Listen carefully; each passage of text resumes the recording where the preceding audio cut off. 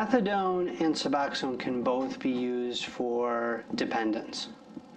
The reason that we use methadone is because, well, there was a study that was done back in the 60s. Essentially what they did is they took a large number of heroin addicts and they gave them either methadone or nothing at all, and then they followed up with them. It turns out that a year later, when they followed up with the ones that they could, they were either dead or in jail if they didn't have methadone. If they had methadone, they were alive. And the thing about methadone is it has several properties which make it very useful. Number one, it's very inexpensive, so that makes it useful. Number two, it's very, very long acting. It's like a freight train. So instead of having this yo-yo effect that you have with medications like heroin, it's like a freight train. It's just nice and even. And what that can do is that can stop the whole drug-seeking behavior.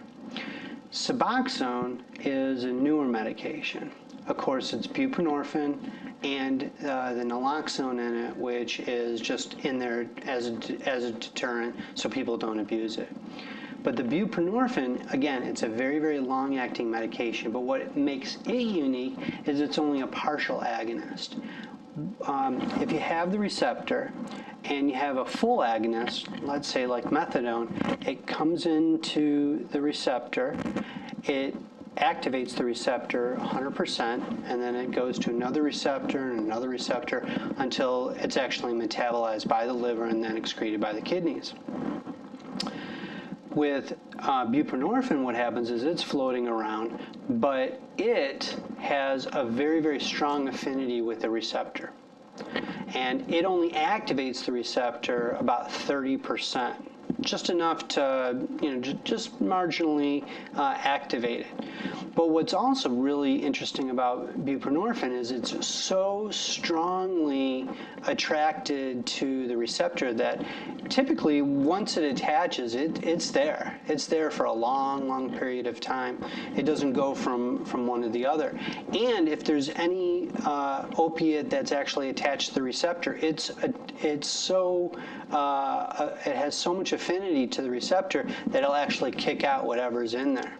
So that can act like a competitive antagonist. What that means is that if the buprenorphine's attached to the receptor and a patient takes, let's say, heroin, and it's all floating around, well, all the receptors are now filled with the buprenorphine. They don't attach and people don't get high. So it can actually act like an antagonist. And so that can make it very helpful.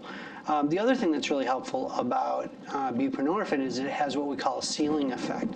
So if you take, 1, 2, or 3, or 10, you're not going to get typically much more effect with 10, a dose of 10 strips than you will with, let's say, 2 or 3.